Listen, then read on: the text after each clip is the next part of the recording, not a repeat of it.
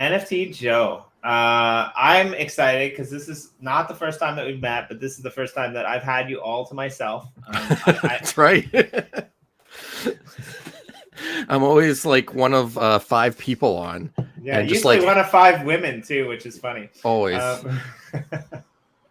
What is it with women and NFT art? They're really good at it, and really into it, I guess. It's they're smarter than us. I think is the thing. They're used to like pioneering things when nobody else is doing it. Right. So I mean, maybe And they're that's it. not, forced into a corporate job to like support their family, from the age of like 16, basically. Right, like we're very cultured now to be like, well, how are you going to support your family? Like, I mean, I haven't supported my family in 2 years. I've been a stay-at-home dad, so like Right. I've like I've rejected that my whole life, and I always like joked as a teenager, like I want to be a stay-at-home dad when I grow up. Like that seems like fun, and it is fun. It's terribly hard, but now I'm doing it, and Right. yeah, it's fun to have like that. Like, oh, what do you do for a living? I stay at home dad. Oh, you don't work? I'm like, whoa, no, I do work. It's a lot of work. Yeah. So, well, we first met a while ago through our friends over at Crypto Writer. Mm. They contracted me and Corey and also you to do some network podcasts.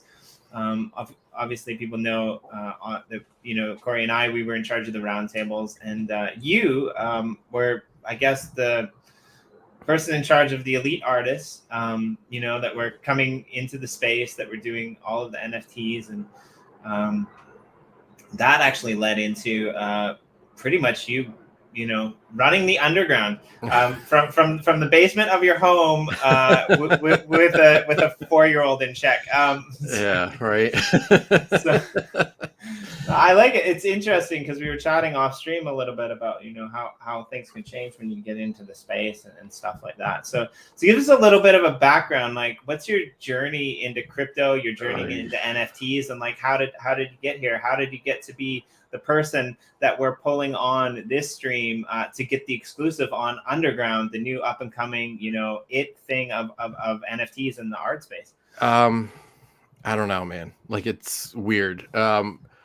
Sean and I met, like I answered and I wrote a long thesis of the whole story to like kind of like introduce and give the backstory to how it all started um on Underground. And I met Sean through a Reddit post back in February, and it was like one of those like you know just like seemed like kind of a scam, like, hey, we're looking for content creators about NFTs, and if you've gone down the rabbit hole, we'd love to hear from you.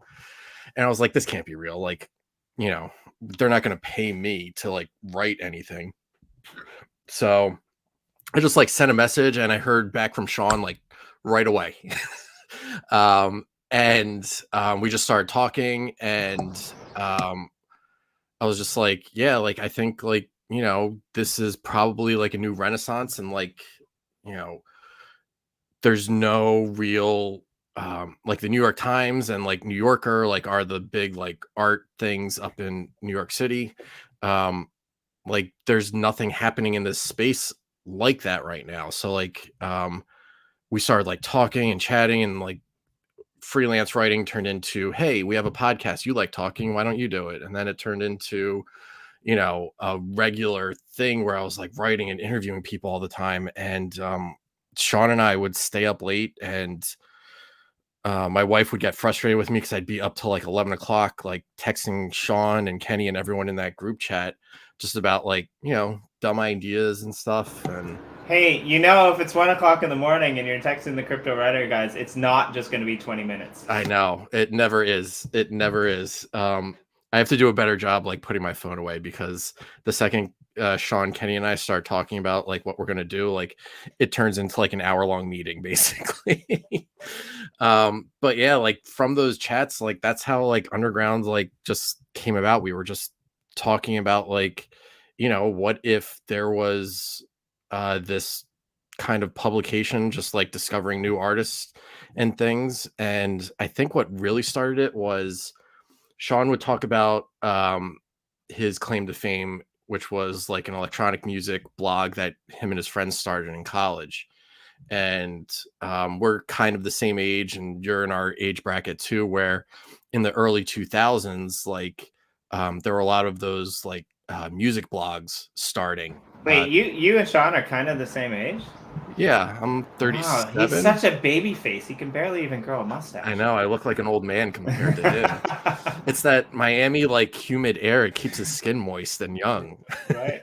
Yeah, and he's a softie, just so that you don't know. He pretends to be tough with the whole EOS popcorn thing, but in reality, he's a softie. I know, and like he always jokes about like not having a heart, but like the more like we talk, and Kenny and I were like making fun of him the other night when it was just like me and him going over something on Underground. And Kenny was like, yeah, Sean takes things like way too personally. And he's like always like freaking out. And I'm like, this is why Sean and I are getting along and staying up late, because we're the same exact type of person.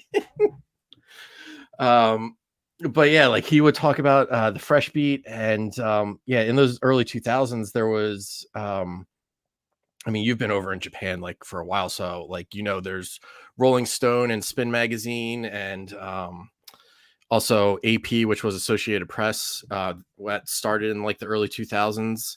So those are like mainstream music magazines, but there was this online blog called Pitchfork that came out like around that time, and they were like talking about bands before anyone else knew about it. Like that's where Arcade Fire got their start. Like it was on blogs like that, and now Pitchfork is something like my friends and I, like it's kind of died down, but like they were kind of like setting the tone and shape of music back then. And my friends and I were reading that, and like we were on Napster like finding bands that nobody had heard about. And so Sean and I are sharing these stories, and we were like, well, nobody's doing that for art and NFTs. It's all these big sites deciding who's coming and who's going. What about everyone else? It's 100 elite artists, probably more. I mean, 100's a low number. It's thousands of them, but there's also tens of thousands like undiscovered talent coming in, and nobody's talking about them. Like, and we're all kind of figuring this whole thing out on the fly. So it's not an immature market, but it's an unknown market where there's a lot of people that don't know stuff about art, and they need to know who to listen to. Well, and there's another aspect to this as well. I think that we'll dive into the specifics of Underground in a little bit, but the fact that like people even in crypto are all kind of in their own echo chambers, right? Mm-hmm. Like Wax is its own echo chamber. I mean, we noticed this when the crypto writer guys, the Finny guys, they launched over on Terra with the Krunks thing, right? Like a lot of people who were, fans of Crypto Finny or fans of Crypto Writer, like they followed them over and they knew the team. And like, we're pretty confident that they're going to hold up on what they say they're going to hold up on. But then you have these other people, they're like, who are you? Well, like, what are you doing? Right. And you get that coming from like the Ethereum space as well. And I mean, I've been lucky enough to be introduced to quite a few artists and writers from the Ethereum space through you and through Jillian and some of these other people that are doing the Crypto Writer podcast. But if it wasn't for that, like where would you find out about these people, and where would they find out about the things that are going on in Wax and all of these other things? So I guess in a way, that's kind of what Legend was created to be. It was created to look at the whole broad picture of art in the NFT scene and get away from that. Oh, this is the art on the Ethereum blockchain, or this is the art on the Wax blockchain, or this is the art on the Terra blockchain. It was intended always to be a place for artists by artists, as opposed to like a place where a few people from this one blockchain go to learn about art on that blockchain, right? Like I think I got that right, but yeah, it's hard. Like I tell people like what I do, what I write for, and like launching things on like Wax and EOS, and people that have been in it for 2 or 3 years don't even know what EOS is, haven't heard of Wax. I tell people that like, we launched on Terra, and they're like, what? And it's just, even people in the wax community, they don't even know about Tezos, or like I tell people like where I'm like finding a lot of these artists, and they're like, what? I don't even know what that is. It's, that decentralization, like everyone has been pushing for, has created like kind of like a gap in communication between communities, I think. Yeah, and I think it's gonna change when gamers get their hands on this space. When art get their hand on this space. Like, there's this general consensus that, like, you're not worth the time, to talk to, or to look at, or to interview, unless you're an artist on Ethereum, which is a gross misconception of the space, I think, because like the people who are on Ethereum, if they're on Ethereum, they already have the momentum and probably the funds to be established, right? And so Yeah, if they're on Ethereum, like, I had artist friends and stuff that, like, back in February when I was like starting and like didn't really know anything, which is strange to think now that like I'm like giving advice to other people considering. But like people are minting on Ethereum because like that's all they hear about and stuff, and pay $100-$200 and think like, oh, I'm gonna be rich right now. And it's not how it works. And artists that are making it now on Ethereum have been there for 2 years. So like Ethereum was still like $200 back then, and the network wasn't clogged. So there's wasn't a launching pad for unknown artists until Hicket Nunk came along back in March, and with cheap transactions, and it was like easy to mint and stuff. All of a sudden there's this flood of people that didn't have the funds to get into it on Ethereum, and didn't have a following or anything, and suddenly anyone could like mint whatever they want and give it a shot, and that's great. Yeah, and so that's, I guess, one of the things that like Underground is also trying to solve too, because by being part of this like collective in a way, and no, we're not in another cult. I mean, not another one. Like, there's not another one. We only have one. We only have room. Yeah, well, there's a bit more than one, but like, yeah, we the hands are full. No, but like, so like the Underground basically allows for artists, or will allow for artists, to launch on multiple blockchains. But I think, like, from what my understanding of it was, when it comes to Ethereum, it's going to be a lot easier for people who might not understand blockchain and how to like mint NFTs. And it's almost it's as close to a plug and play option as you'll be able to get, from my understanding, for targeted again towards artists, not towards people who already know crypto and want to release on the blockchain. Because like, as an artist, it's not that easy to get into the blockchain space, right? Like, you've got to be pretty dedicated to figure out how to, mint the NFTs, how to find the NFTs, how to list the NFTs, and all that, while not getting scammed out of like, the millions of dollars because, you loaded the wallet up in a wrong place that it's attached to. So yeah. Yeah, it's a nightmare. Like, I've worked with people like that, like, don't think about all those hurdles that come into play. And something like, you learn early on, and you learn by doing, and nobody wants to listen to someone like telling them what to do. But like, you want to like bring new people into the space, but you don't realize all of the obstacles in place to bring in new artists to that spot. You have to teach them, oh, you need this wallet for this, you need that wallet for that. This is how you should do everything. All the decisions are made on Twitter, and like, people are like, well, I've got like 35,000 followers on Instagram, why aren't my NFTs like selling? Well, because like no one's checking Instagram for that stuff. It's decided on Twitter because it's a conversation happening, and it's how we keep each other informed about things like scams and people that you don't and shouldn't listen to, because like there's enough influencers out there that now see the opportunity to make money by elevating small time artists, like, hey, give me half an ETH, 1 Ethereum, and I'll tweet this out for you. And a lot of Right. those profile picture projects like fall into that, because like, how do you stand out in that, you know, just open sea of everyone just yelling Nice for help? pun. That was a Yeah. great pun there. You can tell. That the pun is on purpose, and I've used it multiple times. It's, Right. but it's a perfect metaphor, isn't it? It's Mm. everyone is out in the sea, but like we're all just like lost, and people are always trying to find their collector. And there's like, this is something else I talked about in like the opening post was, so what do small time artists do? They go to Twitter, they see that like the conversation's happening around there, so they see one of those shill threads, like, and someone just saying like, hey, I've got X amount of crypto in there, and I'm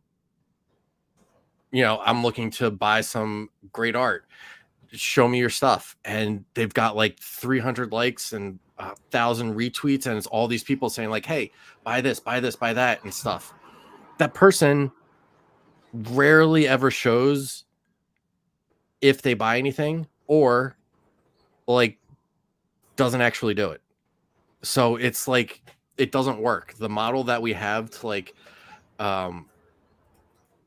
elevate small time artists like is not working for them by Right. any stretch of the imagination.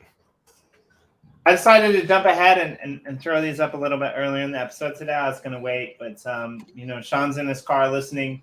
A good friend of ours, somebody that we respect in the space, despite the fact that we get to take the piss out of him when he's not here. And he wanted to shout out Jen, Brooklyn, and Ford, so I decided to put a gratitude up on the wall. I would imagine he's a lot more palatable because of you three, so thank you for that. Jimmy D is grateful, to be in this space with legends. Both old and new.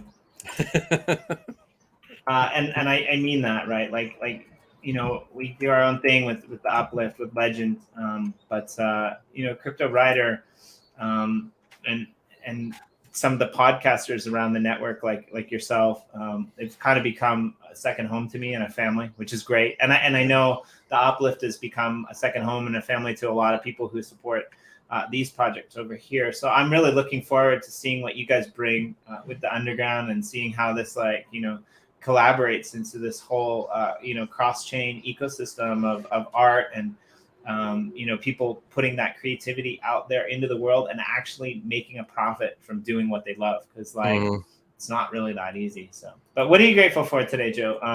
Let's get one up here. Just underground becoming a reality all of a sudden,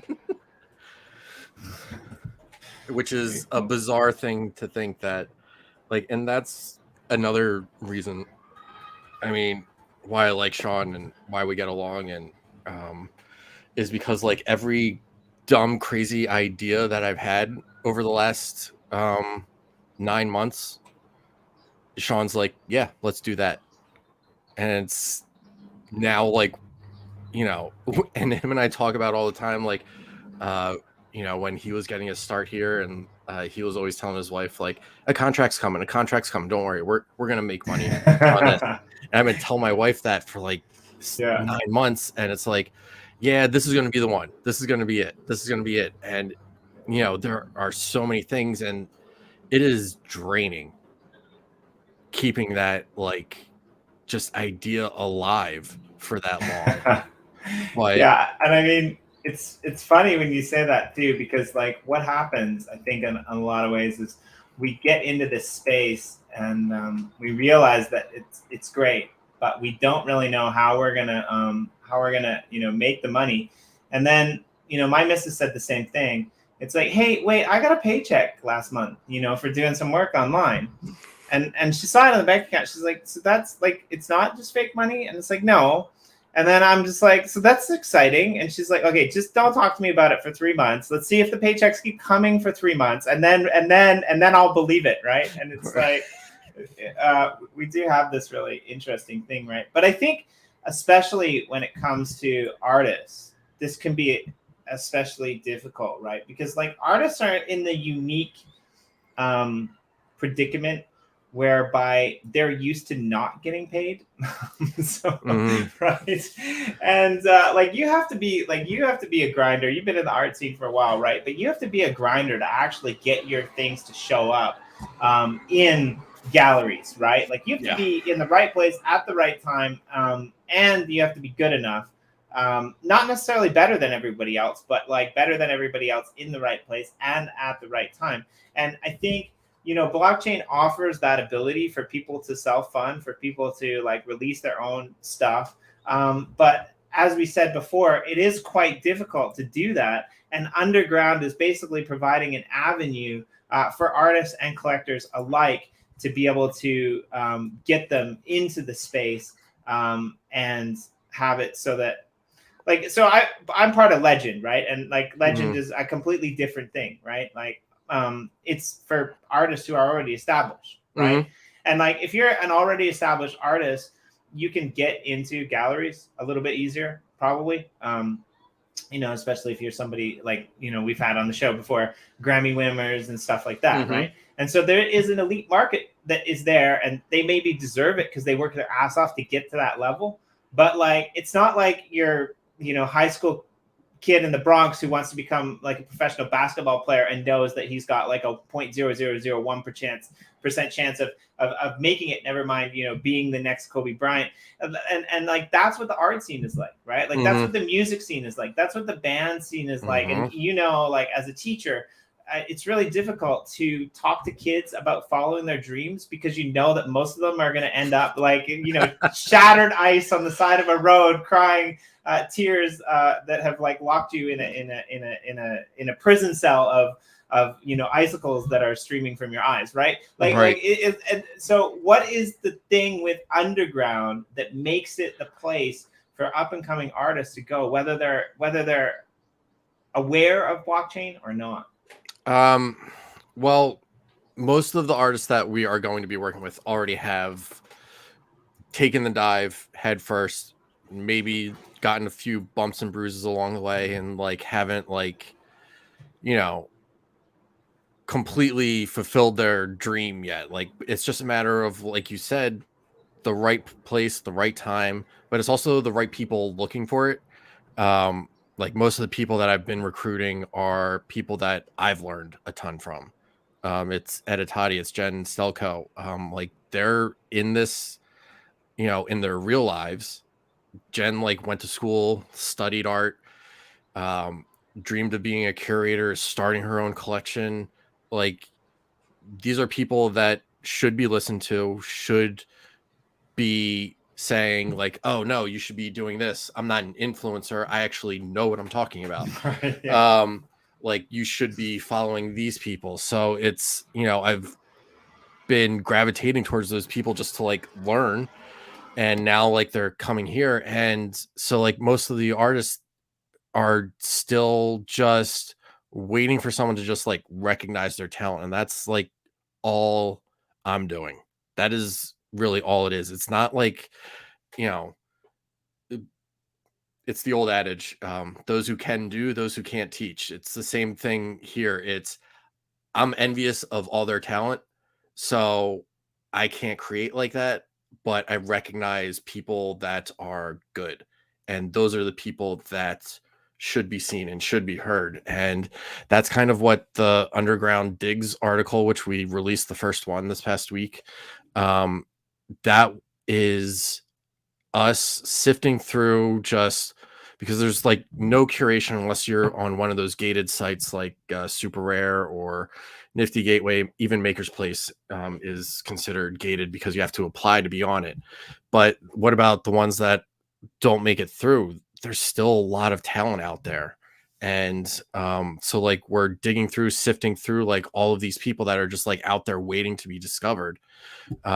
We went and bought actual art from these artists that we were featuring, because that is also something that is missing. And that's something I learned from Editati, that the thing that really does drive this space is collectors, and you have to bring more and more of them in, because for the most part, it is artists buying art from each other. Like this artist gets money, so they're like, all right, I'm gonna put it back into the community. I'm gonna buy all these other artists that I think are great but haven't gotten their shot yet. And it's Well, and it's like an economy like everywhere else, right? And we can right. look at like the failing economies around the world in small towns and small businesses, and it's really easy to pinpoint what went wrong. And what went wrong is the money is leaving the community. You've got the Walmarts coming in, you've got the Zehrs coming in, and that money, 95% of it is being funneled out. Now you look at where I live, and I walk by these shops like every single day, and I'm like, how is the shop here? How is it still here? There's nobody ever in here. I've seen one person in here in the last week. Like nobody's eating here. What is going on? Like how is this here? And if you sit outside and you watch it for long enough, you'll see the guy from the shop next door that will come in and he'll buy lunch and he'll get it there every day. And then like that person will go to the next door to buy, alcohol or tobacco. And that person will go next door to buy their clothes. And that's how small communities work, right? You have all of this money that's just continually being circled around, and a very small percentage of it is actually going beyond that street or beyond that town or beyond that city.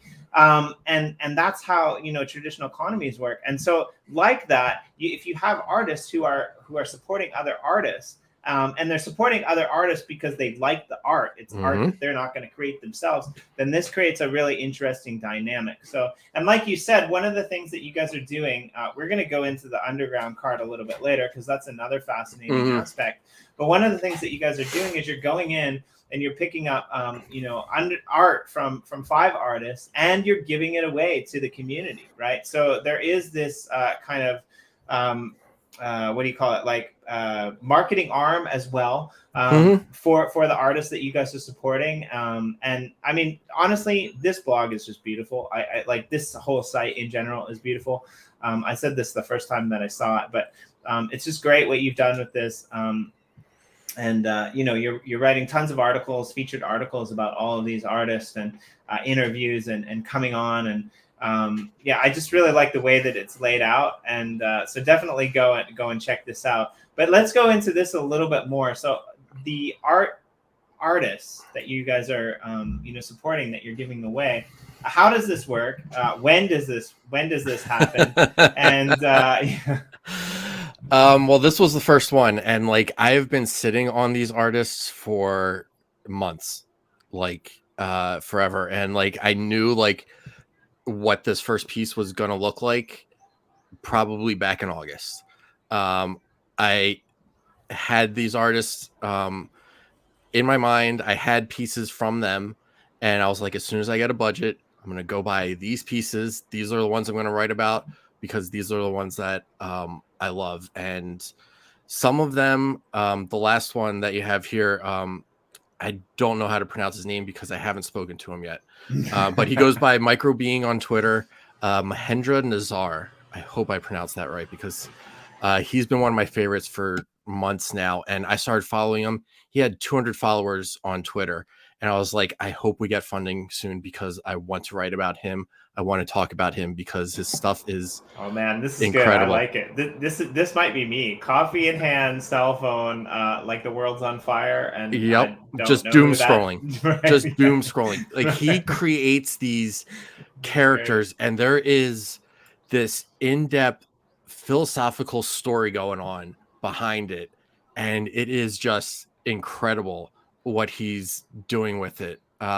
Like these like giant beings are actually like gods in whatever storyline he's talking about, and it's just like there is so much here to something that looks so cartoonish and like it would be street art, but it is so deep that like, and he's gained since I found him like over 1,000 followers. He's like probably over like 2,000 followers. Like people are learning about him, and I was like, please don't blow up before I can write about you. Please don't because like I found him and I was like, this is the guy that like I want to focus on, and all of them are.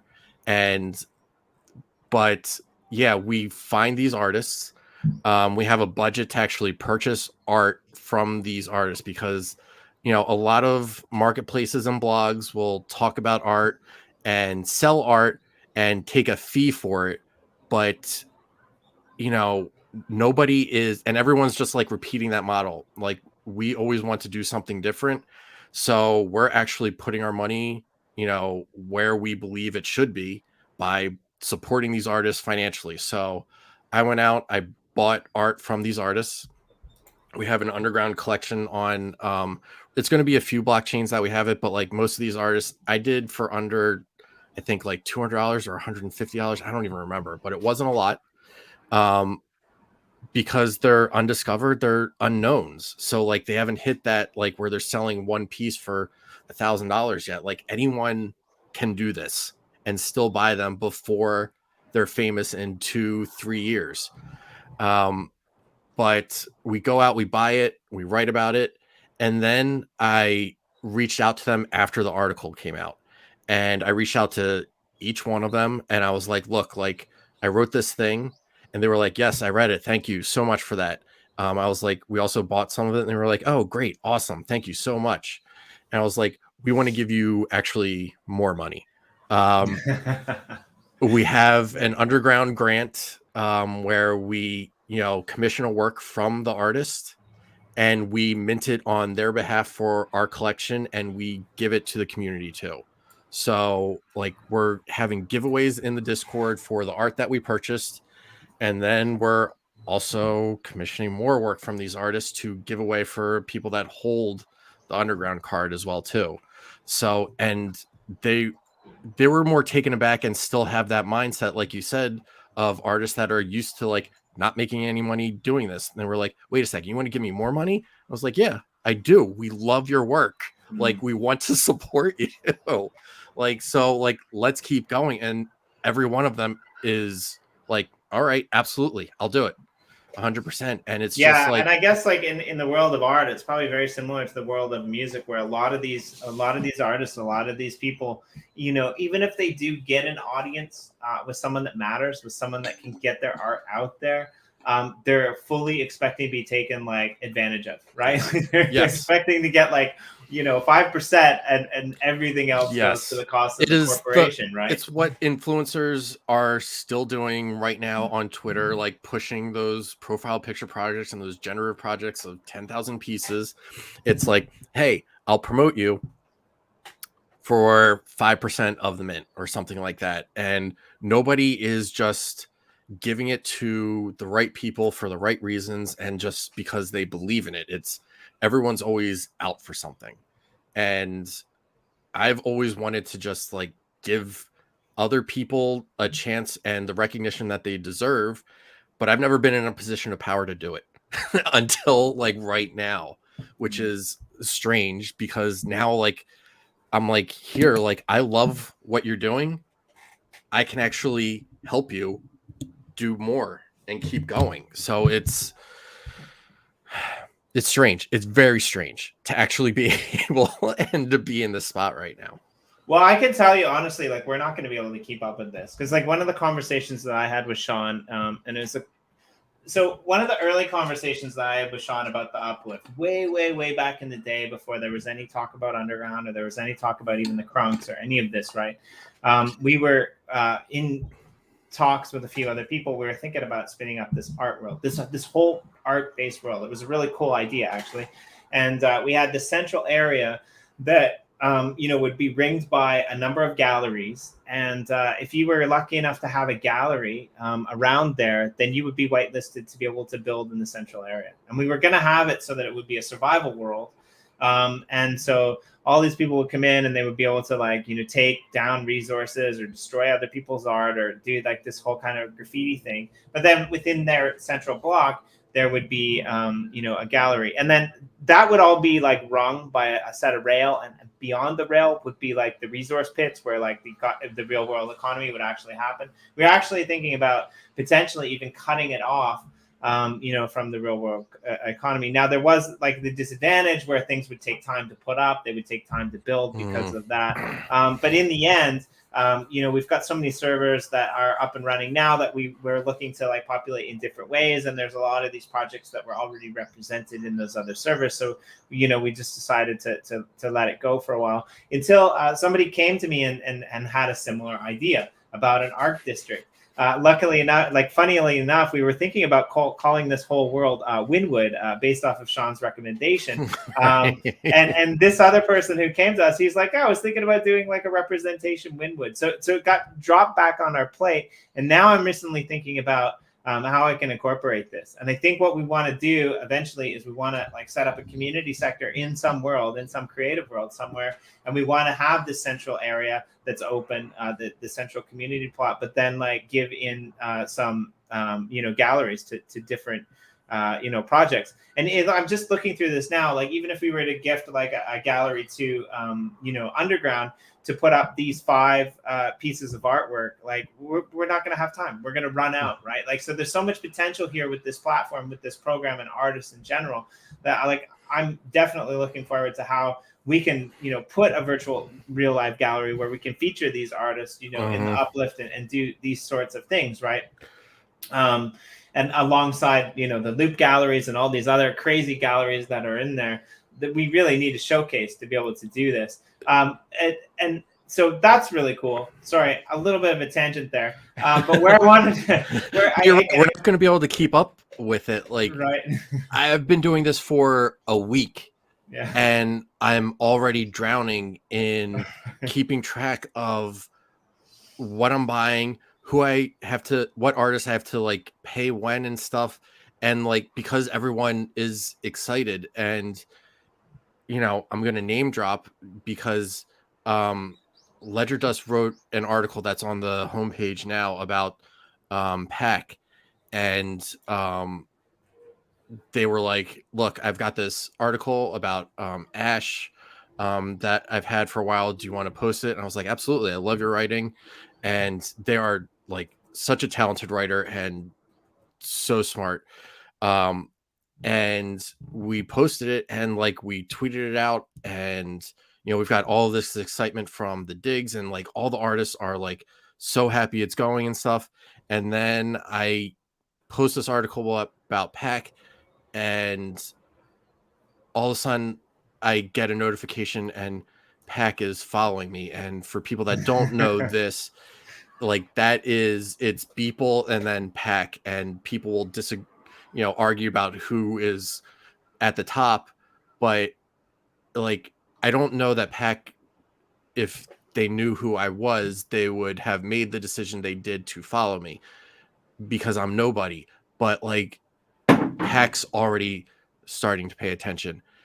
A week before, or 3 weeks ago, when Crunks came out, we started tweeting out about like John Trafford and stuff, and somehow Xcopy, who's also one of those top tier artists, was like, oh hey, I'm buying Crunks, and like, look at all this art, it's crazy. Like, no one told him about it, he just like found it at random. And I was like, hey, I worked on this is incredible, thank you so much. And then I got that notification, Xcopy is paying attention. And I haven't even broken 1,000 followers yet, and I've got like those 2 people paying attention to stuff, and like, things are moving way too fast for me.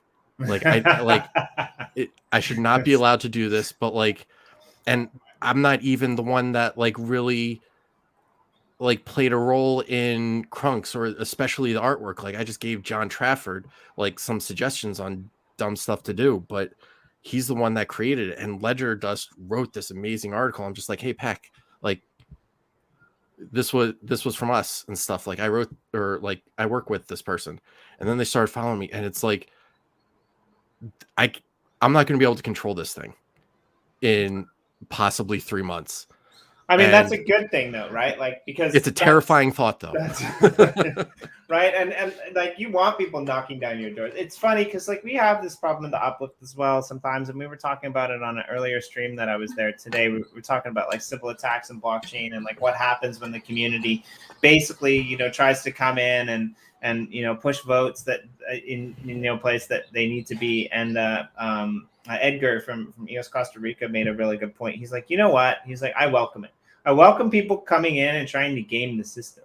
I welcome people coming in and trying to like mess with the whole system, because, number one, we're going to have to bust our balls off to make sure that like they're not, we fix it so that it's not gameable. But number two, the fact that people are already, thinking about how to come in and game the system means that we're onto something. it means that like we're Mhm. creating something of value. It means that we're creating something that people want to be a part of, right?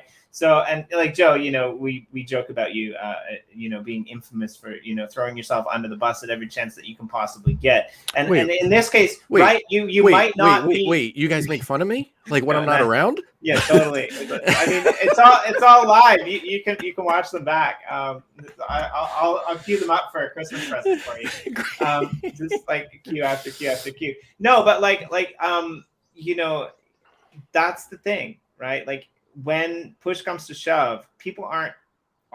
So I had this conversation with, you know, a company that I'm associated with too, right? Like artists who are selling, you know, things for, you know, millions of dollars, the majority of them, you know, artists are real people too. Whether they're rich or whether they're poor, they're real people, and they just want to be treated as real people. Probably more so, you know, artists who have made it than artists who haven't, because the artists who haven't would probably like to be treated as like celebrities for a day just so they can get their shit out there. But like, you know, these real artists, right? Like they don't want to be like in their own echo chamber, right? They're creating this art for the people. They're creating this art, you know, or music even, you know, for their fans. And when they get to that certain level, it's like, oh, everything that they touch becomes gold. It must be super annoying because it's like, you know, I see the flaws in this. Why can't anyone else? And like, maybe they don't see it. Like, why are they putting me on a pedestal? So I wouldn't I wouldn't discount like the idea that these people are like connecting with you. Because in my mind, that means that they understand that like you're looking at this from a fresh eye, from a fresh perspective. And I can guarantee you, like I don't know you that well, but if you saw something that got sold for like, you know, 0.32 ETH that wasn't worth it, you would call them out on it. I know you would, Joe. I know you would be like, what the hell are you guys spending money on this for? I mean, this is a Simpsons picture with you know, every character that has 5 tits. And don't even get me started on that one, right? Like that's ridiculous. It's a name behind it, right? Like it is great. But it's ridiculous. Yeah, it's art. Is it good? Maybe. Would I spend that much money on it or value? Not a chance in hell. You know, there's so many great artists out there. Let's dive into the card because I think this is another important aspect, right? So the card kind of is a recycled idea in a sense that goes all the way back to the first crypto writer cards.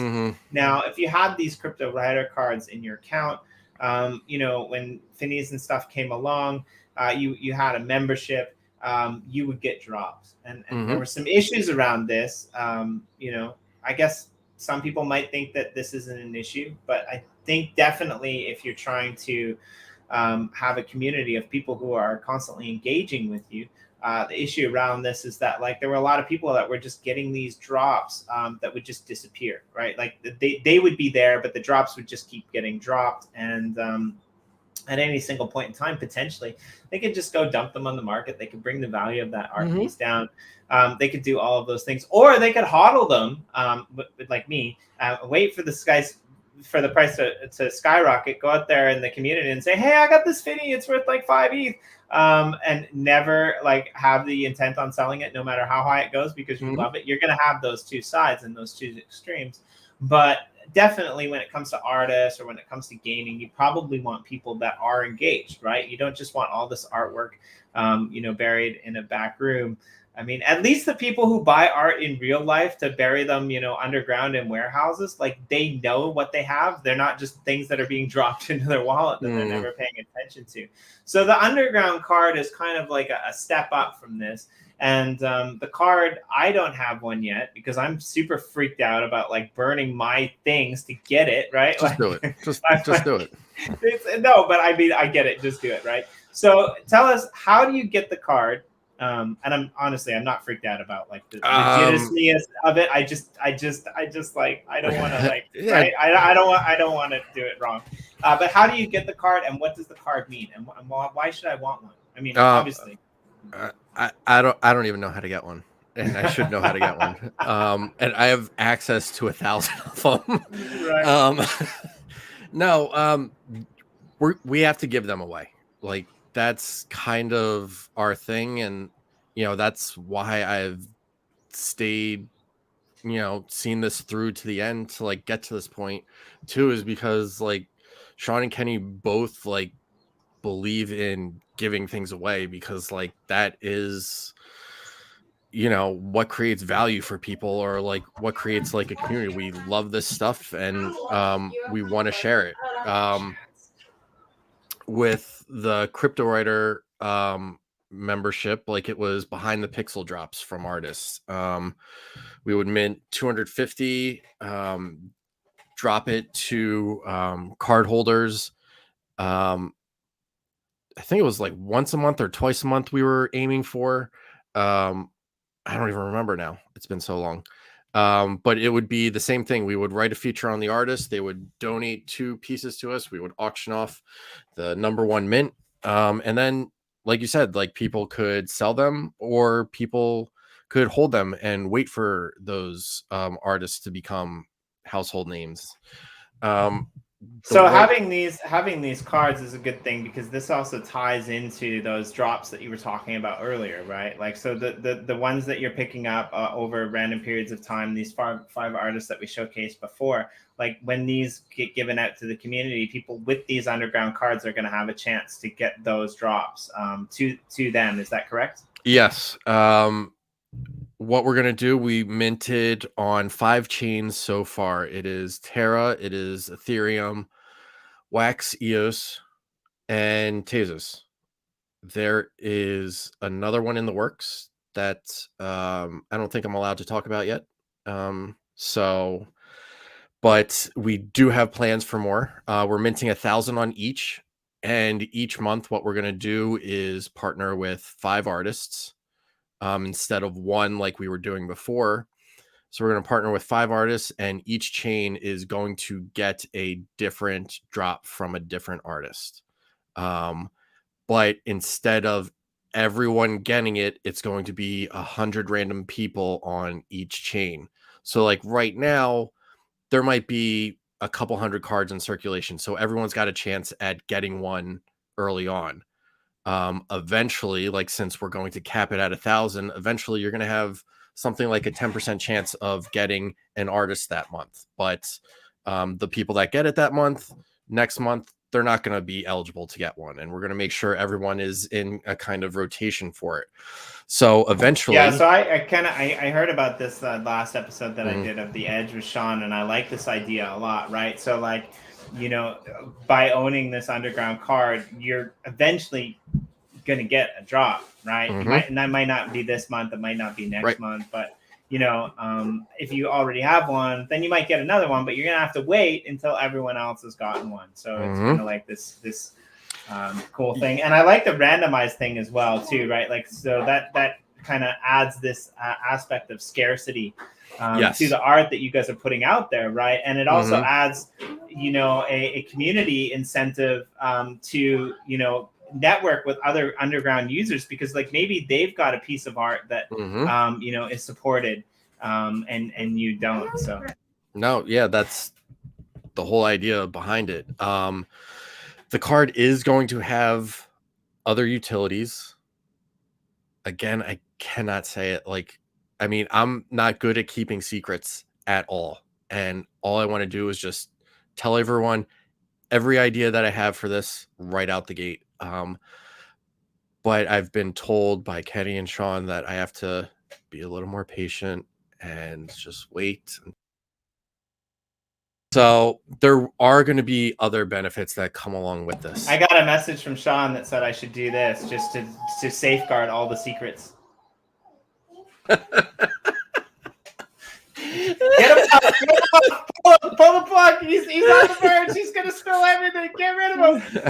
No, it's really I'm cool. not allowed. I can't. Like, I want to say, like, we do. There are very big plans for this. I just can't say it yet. I just can't, because I'm a week into it. So. No, it's great. I like it. So there was I'm not even sure if he's listening anymore, but there was a message early on in the chats. Sean was asking if you're going to actually be giving away an underground card today on the stream. Oh, I hadn't even thought of it. Yeah, I mean, we can run a little contest or something in the background. And, I mean, whoever's listening, no, I can't. I already used that giveaway. idea. Well, we can ask them to put hashtags. No, I got an idea. There is, I mean, for people that have been listening, I mentioned what Mahinder Nazar's goes by on Twitter earlier. The first person that can put that in the comments, what his Twitter handle is, just do it and I'll give you a card. Okay, one more time. Say it one more time. All right, Mahinder Nazar. He's one of the featured artists in our Dig articles. I butchered his name multiple times, and I said I only know him by his Twitter handle. What is it? It's also an easy thing to find too. Like if you're already following him, if you're already a fan of his, like if you've already done the digging around in the article and have been paying attention, like you probably already know it off the top of your head. So like the first person to put it in the comments, whatever, his actual Twitter handle name is that I know him by, it will get a underground card. Is it someone's close? Is it no, not quite. Okay. Well, we'll leave that open. Yeah, that'll be open. Details. Mm-hmm. So yeah, right now I think it's live that you can go and you can burn your Crypto Writer membership, I believe, for Affinity card. I haven't done it yet. It's one of the things on my list to do that very soon.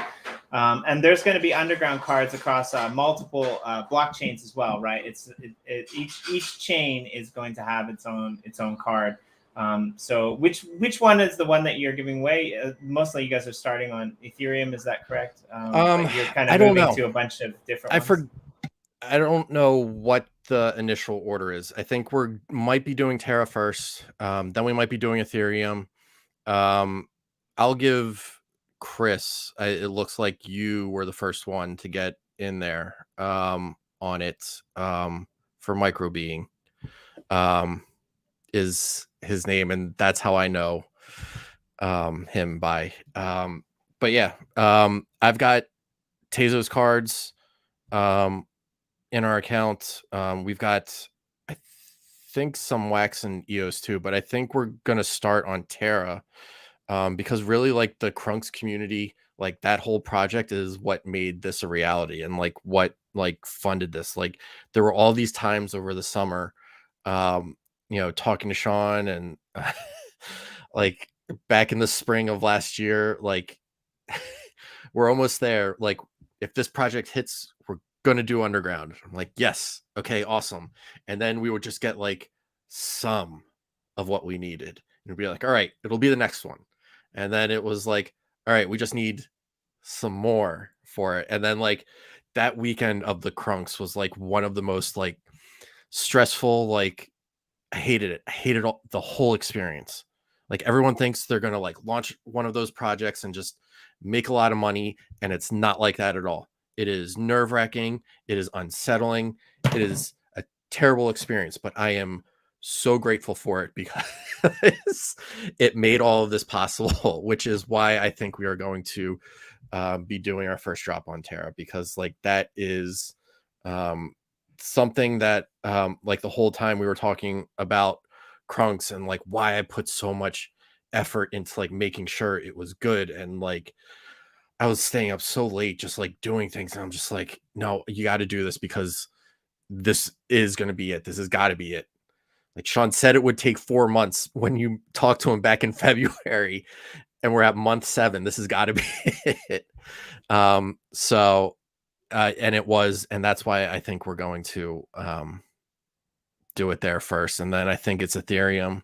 But yeah, Tezos and Wax and EOS are all going to get it too. So I've already got, I think, the first 5 artists like lined up because I've had them for a while. So yeah, and I like the fact that it's going to be 5 different blockchains, 5 like not the same pieces of art, not the same artists necessarily on all the blockchains. Like probably not the same pieces of art at all on the blockchains, is my understanding of it, which is good.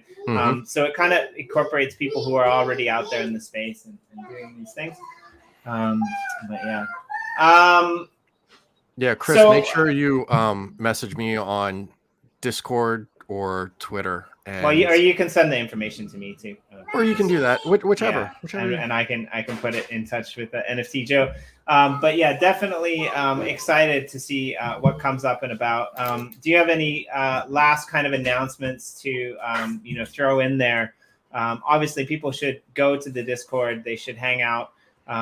It's a very interactive community, and if you've ever paid attention to what happens over in Crypto Finny, you'll know that the team behind this is all about rewarding people who engage.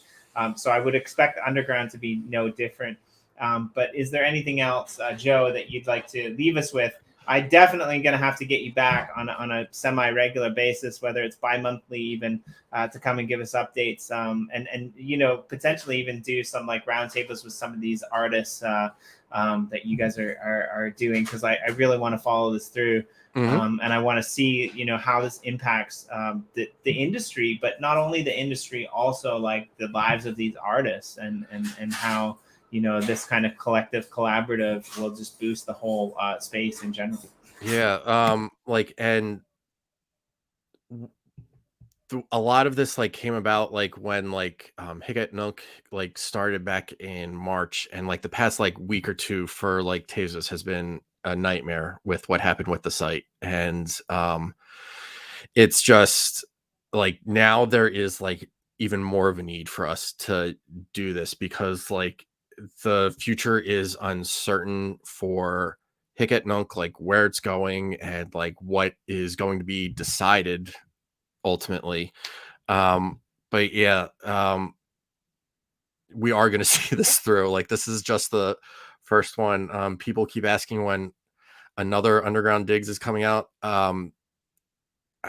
2 to 3 weeks is the best I can do. That's why we numbered them, because it's not going to be October Digs or November Digs. It's going to be, I want to try to do it every 2 weeks. The faster it takes off, the bigger the budget gets for it. So, I mean, I like how you haven't limited yourself. I like the subtle hint that there's going to be probably at least 100, up to 999 of them with the 2 zeros in front there. It sets my expectations. You're going to be a very busy man there, Joe. Yeah, I know. Just so. I mean, people name things 1, 2, 3, but it could end at any time. We know from the 00 in front of us that we're going to at least 100. I mean, huge mistake. But yeah, I mean, if you're not a part of the Discord, definitely jump in. The stuff we purchased, we are going to be giving away as much as we possibly can. And that's always been kind of one of the things that we built this on, was that we were going to talk about artists, we were going to write about artists, and then we were going to give some away, because people are giving away collectibles and stuff on Ethereum. Nobody's giving away art, and really good art, and that is something that I think needs to be done more of. So we will be doing giveaway contests in the Discord. I have a lot of cards that I have to give away. I have a lot of art that I'm going to have to give away. There's also going to be probably our own live stream where we are going to be giving away a lot more of it. That's probably not going to start until next month, because I want to make sure all the writers start to get established, and we start to see the writers that I'm talking to and stuff are people that are already doing this and already writing and have opinions and thoughts that need to be heard. And I still can't believe it's actually happening. But yeah, like I said, we have cards to give away, and then we have monthly art to give away, and then we have all the art that we purchase. There's a lot of stuff that is piling up on my figurative desk that I need to get off of it and start giving to people.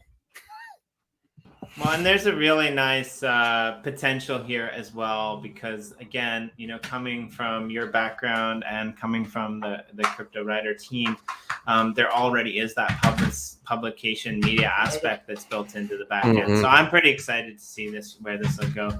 But yeah, definitely, thanks for joining us, Joe. It was great to get the down low on the underground.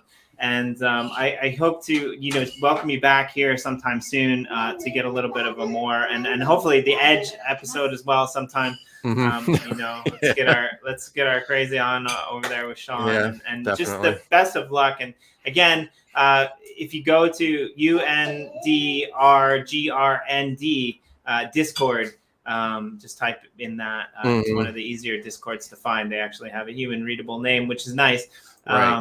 And no vowels except for the initial U. And yeah, definitely go and ask any questions. I'll send you Chris's information. We have it, which is awesome. And thank you so much for joining. I'm going to cut off because my mic is hypersensitive and my daughter's eating. Nobody needs to hear that her Japanese is way better than mine. No, yeah. Next time I come on, I'm gonna charge you some ETH to, because I'm gonna be an NFT influencer by then, Jimmy. So yeah, I'm excited. That's gonna be good. I'm gonna be the one that's like, losing my boots. I get to be on with NFT Joe. It's great. He's still paying attention to me. He hasn't forgotten. He's still there. I'm still human. And everyone's still gonna be making fun of me, still knocking me down a peg. I don't see myself ever getting a big head in this space for some reason. It's great. Also, if you haven't done it yet, go over to the Crypto Writer Roundtable. Sorry, go over to the Crypto Writer podcast network on YouTube, and you can find Behind the Pixel with Joe. That is your podcast series that kind of where it all began as well, right? So some of these artists that you shouted out, Jennifer Stelco, and some of these other artists that have been influencers to you, you've met them and interviewed them, had them on this podcast. I highly recommend it. I highly recommend going to the site, reading about the artists, but definitely check into the backstory, because it's a really cool backstory with Joe himself as well. So definitely worth it. Awesome. Yeah. All right, we'll see you guys on the flip side, and thank you very much for joining us. You all have a wonderful weekend. Corey and I will be back here on Monday to continue this art. Actually, the Mall Gallery is a grand opening is on Monday, on our Monday morning and chill show. So that'll be pretty sweet. If you're into Star Wars and if you're into galleries and the Uplift, definitely come check it out, because they're killing it over there. And we'll see all of you guys next time. Thank you for joining us, and that's a wrap.